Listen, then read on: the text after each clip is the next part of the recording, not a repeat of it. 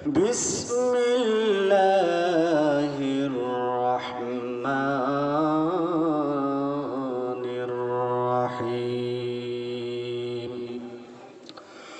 وعباد الرحمن الذين يمشون على الأرض هونا وإذا خاطبهم الجاهلون قالوا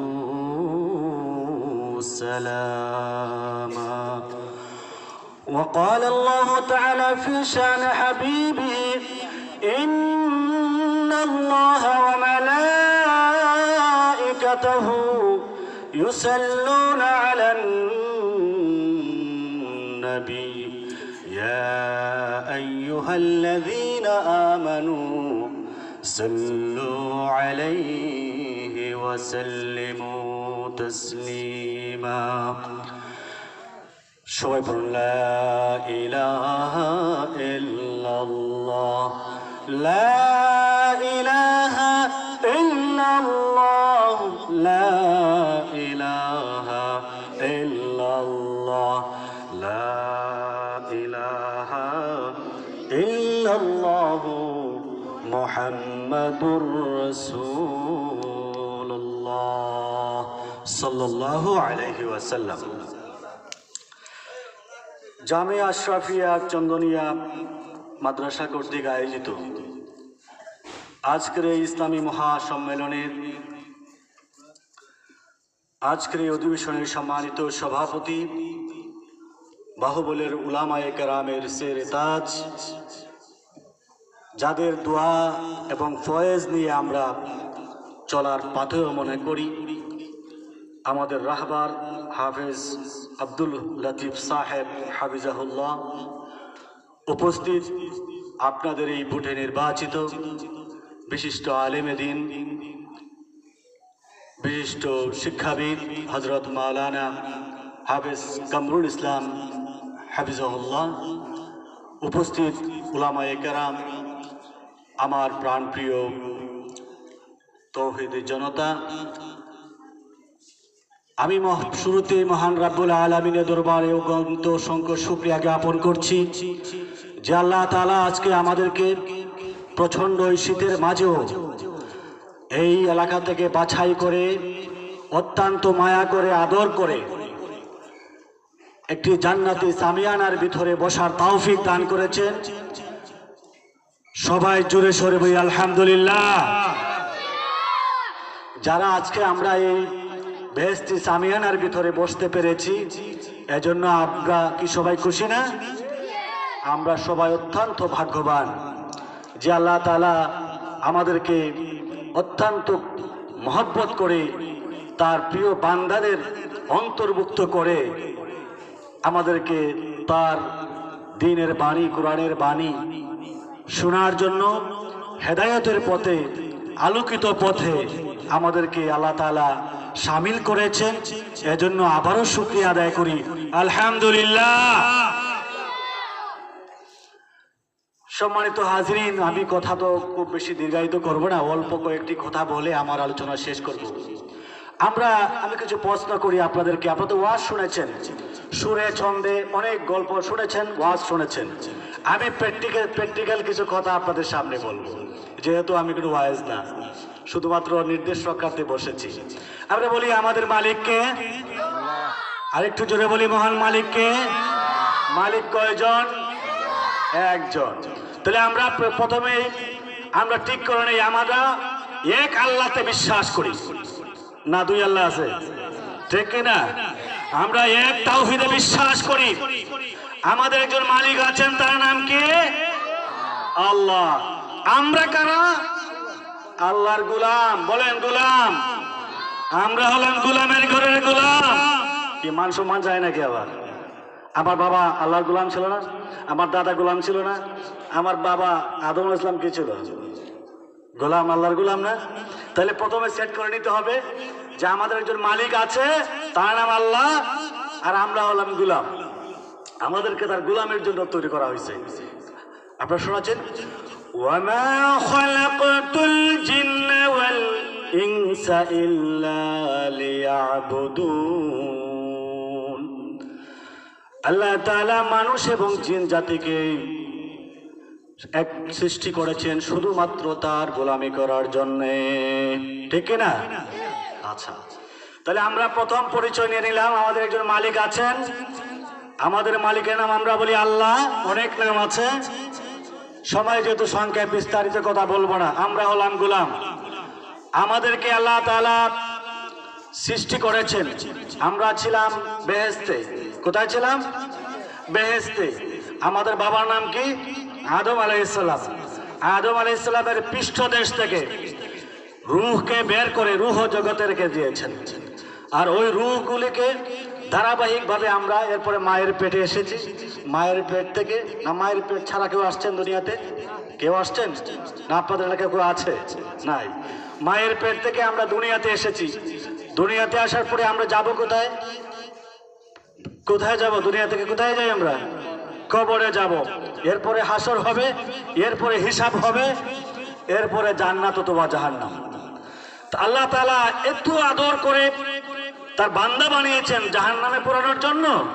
না, আল্লাহ তাআলা এত আদর করে তার বান্দা বানিয়েছেন তাকে জাহান্নামে পোড়ানোর জন্য না, জান্নাতে যাওয়ার জন্যই।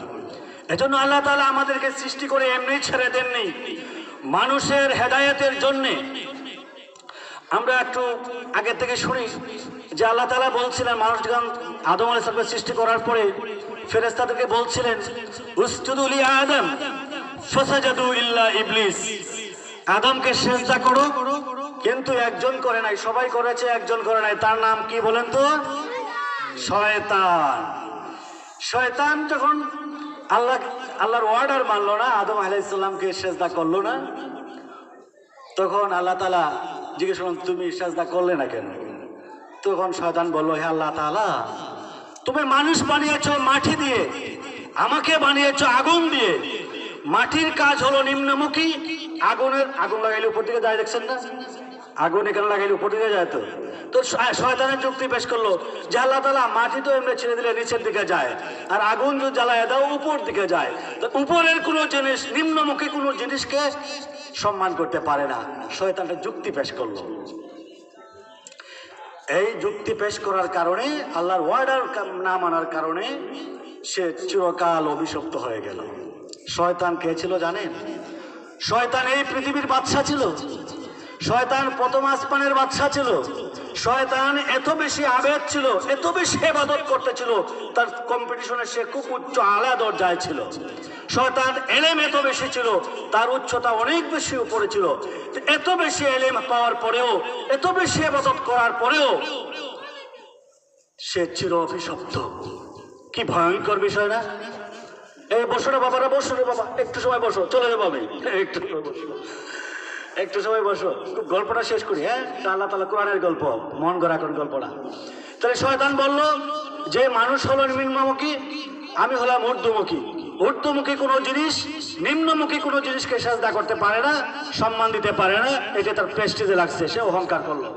তো আল্লাহ তাআলা বললেন তুমি যেহেতু আমার অর্ডার মানলে, তুমি চির অভিশপ্ত, তোমার সমস্ত আমল, সমস্ত এলেম, সমস্ত ইবাদত বরবাদ করে দিলাম। সব ইবাদত পণ্ড হয়ে গেল। কেন? আল্লাহ তাআলার অর্ডার না মানার কারণে। আমার কথা কি আপনারা বুঝেন? আলহামদুলিল্লাহ। এরপরে শয়তান বলল আল্লাহ তাআলা আমাকে, আমার এত এত ইবাদত আপনি নষ্ট করে দিলেন এই আদমের কারণে, তাহলে আমাকে আপনি কিচ্ছু দেবেন না, আমাকে এমনি বিদায় দিয়ে দিবেন? আল্লাহ তাআলা বললেন শয়তান তুমি কি চাও বলো। শয়তান বলে আল্লাহ তাআলা যে আদমের কারণে আমি চিরকালের জন্য অভিশপ্ত হলাম, এই আদম বাঁচবে কই দিন? আল্লাহ তাআলা বললেন তার বংশ পরম্পরায় তো কিয়ামত পর্যন্ত তার বংশ থাকবে। এরপরে শয়তান বলল হে আল্লাহ তাআলা তাহলে কিয়ামত পর্যন্ত আমাকে হায়াত দিতে হবে। আল্লাহ তাআলা বললেন যাও, মঞ্জুর করলেন। এরপরে বলল যে আল্লাহ তাআলা আমার আরেকটি দাবি কি, যে আমি এই সমাজে ভাইয়ে ভাইয়ে হানাহানি করাবো, ঘরে ঘরে ঝগড়া লাগাবো, বাপে ফুতে ঝগড়া লাগাবো, বাপে পিতে ঝগড়া লাগাইয়া ঘর তসতস করে দেব, সমাজে ফিতনা লাগাবো, যদি আমারে দেখতে পায় তাহলে তো আমার হাড্ডি গুড্ডি সব ভেঙে ফেলবে। শয়তানরে যদি কেউ দেখে রাস্তা ছাড়বো, ওই যে বাপের পুতে মাইল লাগাই ওই যে শয়তান যায়, যদি শয়তানকে কেউ দেখতে পারতো তাহলে তো হাড্ডি গুড্ডি এখানে গুঁড়া করে ফেলবে। তো আল্লাহ তাআলাকে বললো যে আল্লাহ তাআলা, আমি আপনার এই বান্দাগুলিকে ধ্বংসের পথে নিয়ে যাব, ঝগড়া ফাসাদে লিপ্ত করব, আমাকে যেন দেখতে পায় না। আমাকে এমন একটি শক্তি দাও যাতে আমাকে দেখতে পায় না। মানুষের রগে রগে রেশায় যুগে সে মানুষকে প্রভাবিত করে আল্লাহর পথ থেকে মানুষকে শয়তানের পথে নিয়ে যায়।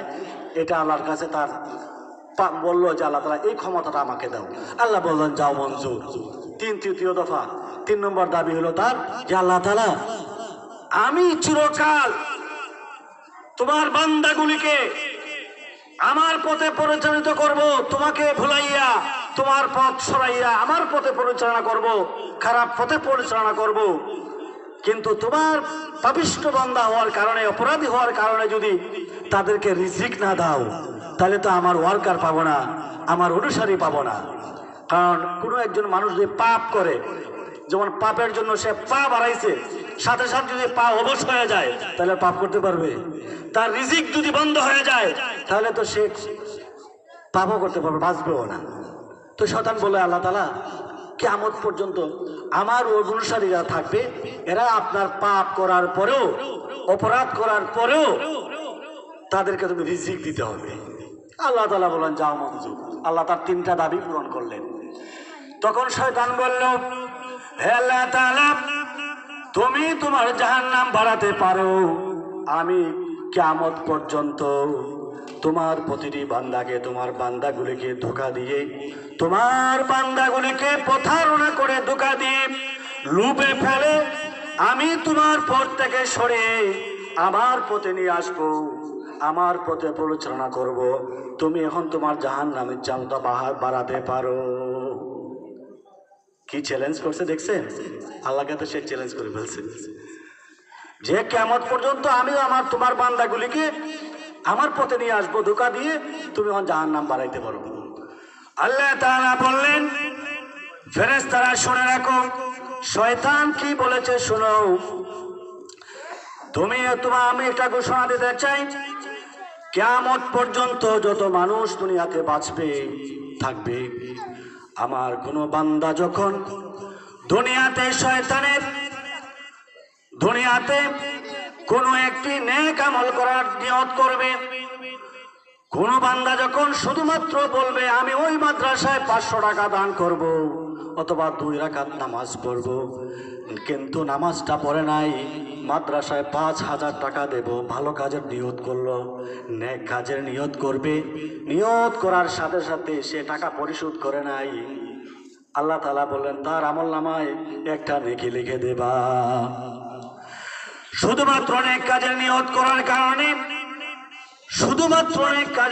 করার কারণে নেক কাজটাকে সে সম্পাদন করতে পারে নাই।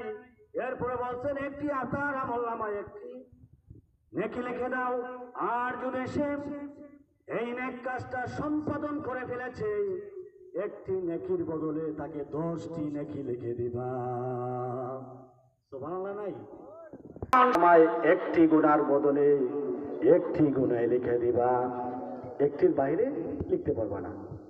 তাহলে দেখছেন নেক কাজ আমল একটা করলে 10টা সওয়াব, আর গুনার কাজ একটা করলে কি একটাই গুনাহ।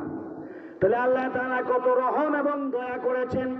আল্লাহ তাআলা তার প্রিয় বান্দাগুলিকে জান্নাতে নেওয়ার জন্য অনেক সুযোগ সুবিধা দিয়েছেন, যাতে আল্লাহ তাআলার এই প্রিয় বান্দাগুলিকে বেহেশতে নিয়ে যেতে পারেন। আমরা বেহেশতে যেতে রাজি আছি? তো আমরা যদি বেহেশতে যেতে চাই, আমি যে কোরআনের যে আয়াত তেলাওয়াত করেছিলাম, সূরা ফুরকান সূরা নাম্বার 25 আয়াত নম্বর 63, এই আয়াতে আল্লাহ তাআলা তার প্রিয় বান্দাদের গুণাবলী বর্ণনা করেছেন। আমরা যদি বেহেশতে যেতে চাই, তার প্রিয় বান্দাদের 12টি গুণাবলী বর্ণনা করেছেন। প্রথমে বলেছেন ওয়া ইবাদুর রহমান الذين يمشون على الأرض هونا খাতাবাহুমুল জাহিলুনা ক্বালু সালামা। আল্লাহ তাআলা বলছেন, আমার প্রিয় বান্দা তারাই যারা দুনিয়াতে চলাফেরার সময়, দুনিয়াতে চলতে যাইয়া তারা অহংকার প্রদর্শন করে না। আপনার টাকা আছে, সম্পদ আছে, আপনার ধন আছে, সম্পত্তি আছে, লোকজন বলা আছে। আমাদের সমাজে দেখতে পাই যাদের গোষ্ঠী বড়, লাঠি বেশি, সম্পদ বেশি, তার তাফালিঙ্গে দুর্বল মানুষগুলি থাকতে পারে না সমাজে। তার অত্যাচারে এই সমাজে অনেক কষ্ট হয় দুর্বল লোকদের। তো আল্লাহর প্রিয় বান্দা যারা, তারা অহংকার করে না, দুনিয়াতে তারা অহংকার প্রদর্শন করে না। হযরত চলে আসছেন, আমি আর কথা দীর্ঘায়িত করতে চাই না। যদি সময় হয় তাহলে আল্লাহ তাআলার এই প্রিয় বান্দাদের 12টি গুণ অন্য সময় শোনাবো। আল্লাহ তাআলা আমাদেরকে তার প্রিয় বান্দা হওয়ার তৌফিক দান করুন। সবাই বলেন আমিন। ওয়া আখির দাওয়ানা আলহামদুলিল্লাহি রাব্বিল আলামিন।